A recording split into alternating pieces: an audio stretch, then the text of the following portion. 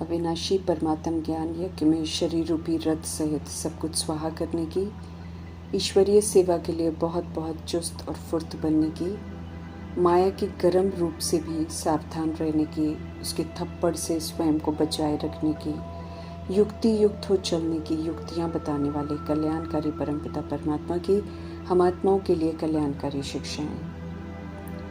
हम आत्माओं प्रति दया भाव रखकर परमात्मा हम आत्माओं को अडॉप्ट करते हैं, पालना करते हैं, समस्या स्वरूप से समाधान स्वरूप बनाते हैं, जीवन में आने वाली समस्याओं का कारण बताकर निवारण कराते हैं।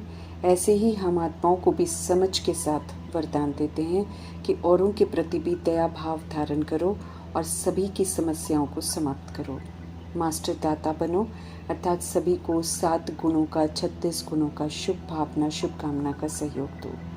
हम आत्माओं को वरदाता परमात्मा समझ देते हैं कि जिन भी आत्माओं के संपर्क में आते हो, फिर चाहे उनके संस्कार हमारी सोच से विपरीत हो या कोई हमारा विरोधी हो या स्वभाव संस्कार वाला हो या कोई क्रोधी हो या विरोधी हो, हमारी तरफ से उनके प्रति दया भाव हो, क्योंकि समझ मिली है कि आत्माएं अपनी ओरिजिनल स्वरूप से विस्मृत हैं, परवश हैं, बीमार हैं। समझ मिली है, इसलिए किसी के भी टेढ़े बांके संस्कारों को देखकर रिएक्ट नहीं करना है जैसे पहले करते थे। उन्हें देखकर रिजेक्ट नहीं करना है, क्वेश्चन नहीं करना है, करेक्शन नहीं करना है।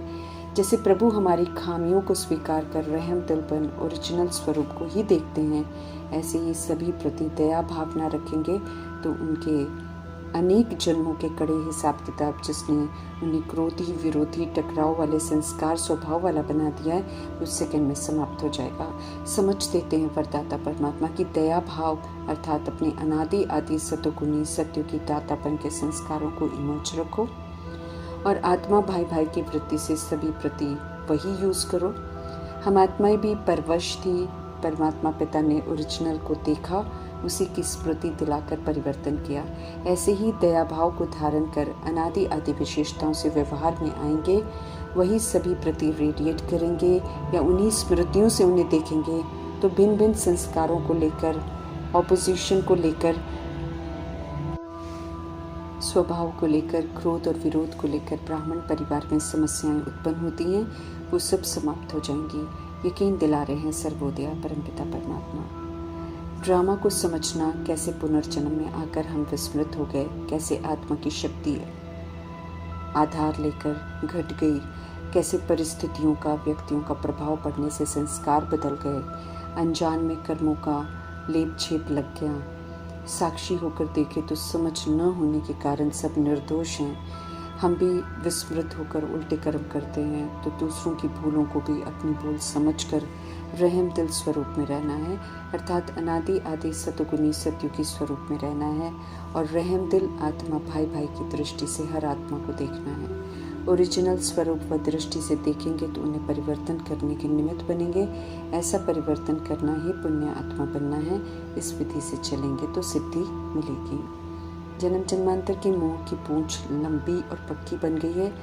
मोह में बंध कर हम आत्माएं पुनर्जन्म में आते हैं और पूरी तरह मोह की रगों से जुड़ जाते हैं और मोहवश पाप कर्म करके पाप आत्मा भी बन जाते हैं। देह से मोह, देह के संबंधों से मोह, विनाशी वस्तु वैभव से मोह, सृष्टि पर मिलने वाली हर चीज से लगाव है, छोड़ना नहीं चाहती हैं आत्माएं। इसलिए परमात्मा हम आत्मा को समझ देते हैं कि सभी को बुद्धि से भूल, अब मुझ एक बाप को याद करो, उनसे सच्ची प्रीत जुटाने का समय है, तब सब बंधनों से मुक्त निर्बंधन बन जाएंगे। जैसे ओरिजिनल में शक्तिशाली स्वतंत्र थे, ऐसे बन जाएंगे। मोह हम आत्माओं को गुलाम और कमज़ोर आत्मा बना देता है। मोह प्यार नहीं है, बल्कि मोह में स्वार्थ भरा होता है जो दूसरों को भी बांध देता है। अंतिम पेपर का अंतिम प्रश्न भी नष्टमोह बनने का है।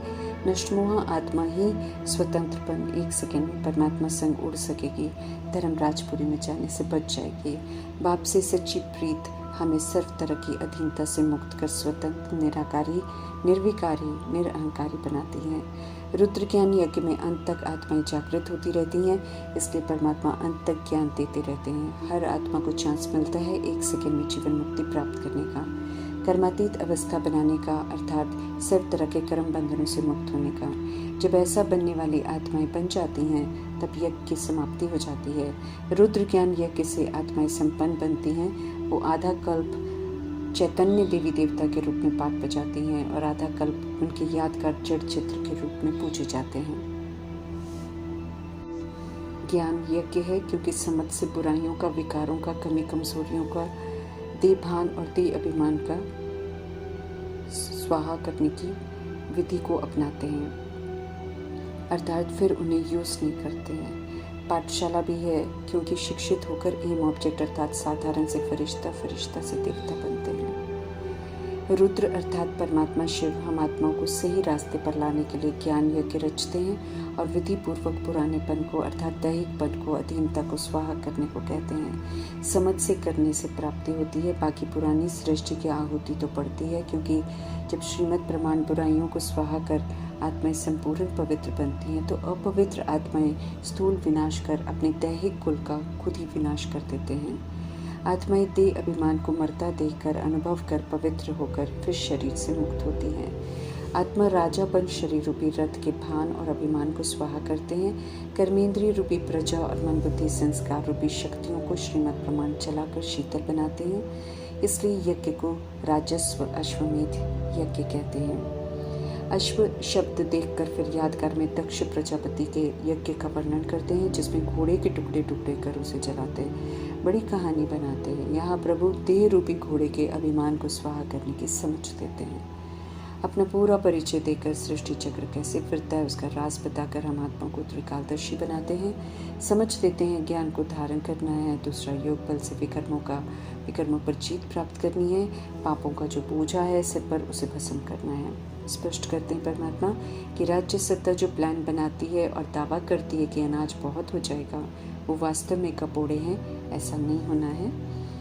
आत्माएं पुनर्जन्म लेती रहती हैं, ऊपर से भी आत्माएं आती हैं, इसलिए खाने वाले बढ़ते ही जाएंगे, पूर्ति होगी नहीं, इसलिए प्रकृति ड्रामा विनाश की तैयारियां कर रहे हैं। अकाल, बाढ़, भूकंप सब आएंगे, स्थूल युद्ध भी होना है, सृष्टि यूं ही नहीं चलती रहेगी, अति है तो फिर अंत भी होना है। पतित पावन सिर्फ एक परमात्मा ही है।